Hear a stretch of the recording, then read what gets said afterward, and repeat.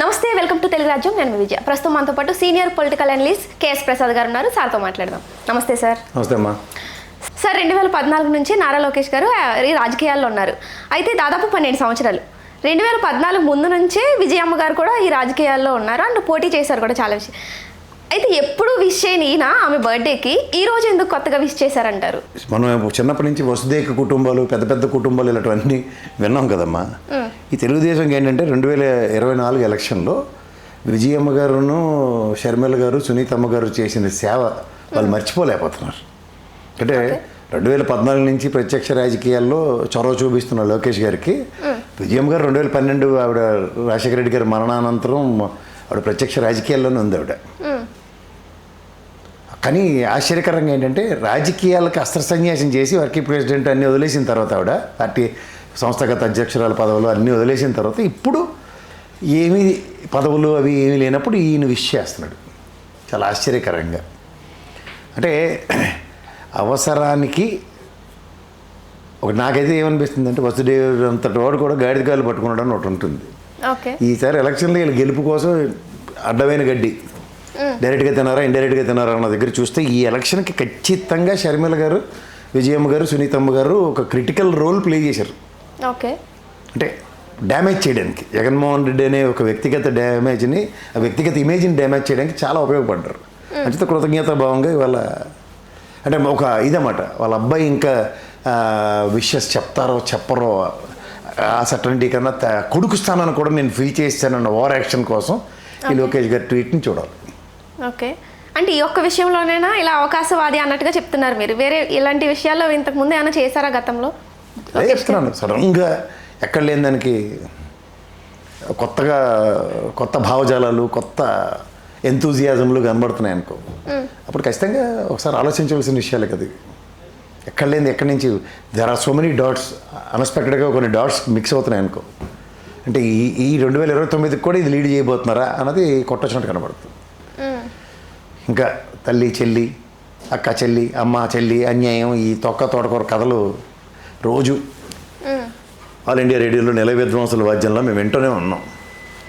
ఇక్కడ వీళ్ళేదో మొత్తం కుటుంబాలందరికీ సమన్యాయం చేసేసినట్టు, యాజ్ ఎఫ్ వీళ్ళని మించిన అమ్మ చెల్లెళ్ళ బంధాలు ఎక్కడ లేనట్టు, ఇవన్నీ మనం చూడని కొత్త వింతలు, విడ్డూరాలు కూడా మనం చూసినట్టుగా చెప్తారు వాళ్ళు.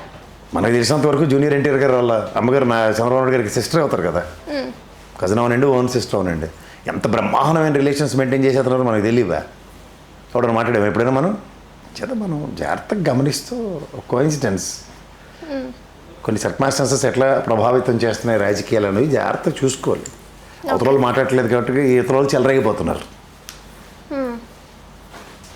సో ఇలాంటివన్నీ మనం ఆద్యంతం గమనిస్తూ ఎట్నుంచి ఎటు వెళ్తున్నాయి పాలిటిక్స్ అన్నది చూసుకున్న దగ్గర కాదేది అనర్హం అని మహానుభావుడు రాసిన శ్రీశ్రీ గారు రాసిన కవిత్వం ఎప్పుడు నాకు జ్ఞాపకం వస్తుంటుంది. అవకాశం అందిపుచ్చుకోవడానికి రాజకీయాల్లో దేన్నైనా ఎలాగైనా వాడేస్తారనిపిస్తుంది. లేదు పెద్దవాడికి ఆవిడకి విషెస్ చెప్పడం గురించి నేను అప్రహెన్షన్స్ చెప్పట్లేదు. సే ఫర్ ఇన్స్టెంట్ ఒక పొలిటికల్ సినారియోలో ఒక ముఖ్యమంత్రి గారికో లేదంటే అపోజిషన్ లీడర్లకో ఫ్లోర్ ఆఫ్ ద హౌసెస్లో విషెస్ చెప్పుకోవడం, ఒకరికొకరు ట్వీట్లు ట్విట్టర్లోను ఏదో ఫేస్బుక్లోనూ పెట్టి చెప్పడం అని గమనిస్తూనే ఉన్నాం. కానీ సడన్గా ఒక కొత్త వరవడి తల్లులకి, వాళ్ళ చెల్లెలకి, అక్కలకి ఎక్కలేని ప్రేమ ప్రదర్శించడం కొంచెం అనిపిస్తుంది అన్నమాట. అంతకన్నా ఇంకేం లేదు. కానీ ఓవరాల్గా ఓకే, మంచి సాంప్రదాయం అని అనుకోవాలి. పెద్దలకు గౌరవిస్తున్నారు. గౌరవాలు ఎంతవరకు ఉంటున్నాయో అందరికీ తెలుసు. ఇదే చూడాలి. సార్, ఇప్పుడు మీరు చెప్పిన దాన్ని బట్టి ప్రత్యక్ష రాజకీయాలు వదిలేస్తే కానీ ఈ బర్త్డే విషెస్కి అర్హత లేదంటారా? నాకైతే అదే కనబడుతుంది. ఎందుకంటే ఆవిడ రాజకీయాల్లో ఒక 2024 ఎలక్షన్స్ ముందు అనుకుంటాను, ముందు ప్లేనరీలోనే ఆవిడని గౌరవ అధ్యక్షురాల పదవి నుంచి పదవీచ్యుతుడిని చేశారు. ఆ పదవీచ్యుతురాలు అయిన తర్వాత నుంచి చూస్తే తర్వాత ఇంకో 2-3 బర్త్డేలు అయ్యి ఉంటాయి కదా. సడన్గా పోనీ అప్పటి నుంచైనా మొదలెడితే మొన్నటివి బాగున్నాం. అప్పుడు ఇంకా ఎస్టాబ్లిష్ కాలేదు. తల్లి కూడా ఇంకా జగన్మోహన్ రెడ్డి గారితో తగులాడిందన్న వీళ్ళ కథలు ఇంకా అక్కడ రక్తి కట్టించలేకపోయారు. అంటే ఇప్పుడు పర్ఫెక్ట్గా సింక్ అయిపోయి మన ఎలక్షన్కి కూడా అది ఉపయోగపడిపోయింది. కాబట్టి ఇప్పుడు విజయమ్మ గారు విముళ్ళకి క్వాలిఫై అయినట్టు ఈవిడికి ఇప్పుడు బర్త్డే విషెస్ చెప్పడానికి అర్హత సంపాదించారు. లోకేష్ గారు ఏమో విషెస్ చెప్పి ఈ బర్త్డేని ఆవిడకి స్పెషల్ చేశారు. మీరు ముందే అనలైజ్ చేస్తారు కాబట్టి అంటే ఏ విధంగా చూడొచ్చు అంటారు, ఏం జరుగుతుంది అంటారు? 2029 కూడా ఇది ఒక ప్లాట్ఫామ్ క్రియేట్ అయిపోయింది. ఇంకా వాళ్ళ సెంటిమెంట్ రాజకీయాల్ని తల్లికి చెల్లికి అన్యాయం చేశారు జగన్మోహన్ రెడ్డి అని, ఆ నెగిటివిటీని ఇంకా బ్రహ్మాండంగా జనాల్లోకి పెనట్రేట్ చేయడానికి చాలా ఉపయోగపడుతుందని మాత్రం తేటతెల్లం అవుతుంది. అది విజయమ్మ గారికి తెలీదా? ఆవిడకి ఇష్టంగానే ఉంది.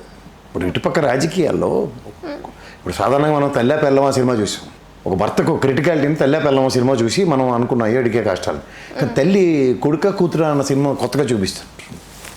ఇది చాలా ఆశ్చర్యకరంగా ఉంది. అంటే ప్రత్యక్ష రాజకీయాల్లో క్యాపబిలిటీ అనేది ప్రజల యాక్సెప్టెన్స్ లేనిది ఎక్కడ రాదు. ప్రజల యాక్సెప్టెన్స్ ఎక్కడ? జగన్మోహన్ రెడ్డి గారికి ఒకసారి ముఖ్యమంత్రి పదవి వచ్చింది కదా, చిన్న విషయం కాదు కదా. ప్రజలు ప్రతిష్ఠించుకున్న ముఖ్యమంత్రి అయినా ప్రజానాయకుడు. అది జరిగితే ఈక్వలెంట్ ప్లాట్ఫామ్ మీద ఉన్నారు కాబట్టి ఒకసారి ఈవిడికి ఒకసారి ఆయనకి అవకాశం, వేరే వేరే పార్టీలు కాబట్టి నేను తల్లిగా తేల్చుకోలేకపోతే దమ్మిడికి పనికిరాని ఇక్కడ దిక్కుమాల రాజకీయం చేస్తూ ఎంతసేపు అన్నయ్యని తిట్టుకుంటూ రాజకీయాలు చేస్తున్నాడు సపోర్ట్ ఏంటి నాకు అర్థం కావట్లేదు. ఓకే, ఇప్పుడు ముఖ్యంగా ఇప్పుడు సరస్వతి ప్రాజెక్ట్స్ ల్యాండ్ విషయంలో ఎంతమందికి తెలుసో నాకు తెలియదు. ఒక సిమెంట్ కంపెనీ వాళ్ళు 50,000కి కొంటున్నారు ఎకరం, కొనొచ్చు మనం కూడా అని 5 lakhs to 20 lakhs ఇచ్చి కొన్నారు ఆ ల్యాండ్ తెలుసా, రైతులు నష్టపోకూడదని. అందుకే మన ఎంఆర్ఓ గారు చూడే సరస్వతి ప్రాజెక్ట్స్లో ఒక్క మాట మాట్లాడలేకపోయింది. అంటే ఒకడికి స్వతహాగా అన్యాయం చేద్దామా అన్న కాన్సెప్ట్ కనుక్కుంటే 50,000కి దొరుకుతుంది కాబట్టి ఒక సిమెంట్ కంపెనీ వాడు కొన్నాడు కాబట్టి మేము కొనొచ్చు అనుకుని ఆ ఉద్దేశం అతనికి లేదు. అదే జగన్మోహన్ రెడ్డి. అలాంటి వ్యక్తి ఎప్పుడైతే నువ్వు జాగ్రత్తగా ఆలోచిస్తే ఆ ల్యాండ్లన్నీ షర్మిలమ్మకే ఇచ్చాడు. ఎంత పెరుగుంటే ఆయన కొనుబడే 5-10-20 లక్షలు విలువ చేసే భూములు కొనిస్తే మార్కెట్ వాల్యూ ఇంకా పెరిగే ఉంటుంది కదా. అలాంటి ఆస్తులు ఇస్తే ఇంకా ఏడిస్తే ఎవడేటి చేయగలుగుతాడు.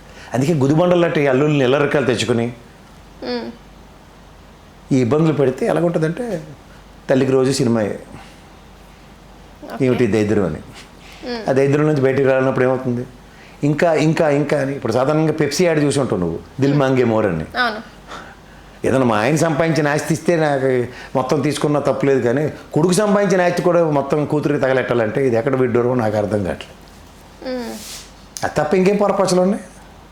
ఎవరి సంవత్సరాలు వాళ్ళకు ఉన్నాయి, ఎవరి పిల్లలు వాళ్ళకు ఉన్నారు, ఎవరి పెళ్ళిళ్ళు చేసేస్తున్నారు, ఎవరి పిల్లలు వాళ్ళు చదివించుకుంటున్నారు. ఆవిడ చిన్న వయసు కూడా కాదు కదా, రామకృష్ణ అనుకునే వయసు ఆవిడకి. పోనీ బైబిలే పట్టుకుంటుంది కాబట్టి యేసుప్రభు బోధం చదువుకొని కూర్చోడమే కదా. సార్ చాలామంది ఇప్పుడు నారా లోకేష్కి మంచిగా బుద్ధి వచ్చింది అని చెప్పి అంటున్నారు. అంటే విజయ అనే పేరు నుంచి విజయమ్మ అనే మాటకు మారింది, దానికి 14 ఏళ్ళు పట్టిందా, పోనీలే ఇప్పటికైనా బుద్ధి వచ్చిందని అంటున్నారు. దాని గురించి ఏమంటారు? అంటే కొంతమంది 6 నెలలు సావాసం చేస్తే వాళ్ళు వీళ్ళు అవుతారని. సాధారణంగా అమ్మ అన్న పదానికి పెడార్థాలు తీసే దౌర్భాగ్యం ఎప్పుడైతే ఉంటుందో, అనితమ్మ గారు ఆవిడెవరు మన హోమ్ మినిస్టర్, అసందర్భ పేలాపనలన్నీ పేలేరు ఆవిడ.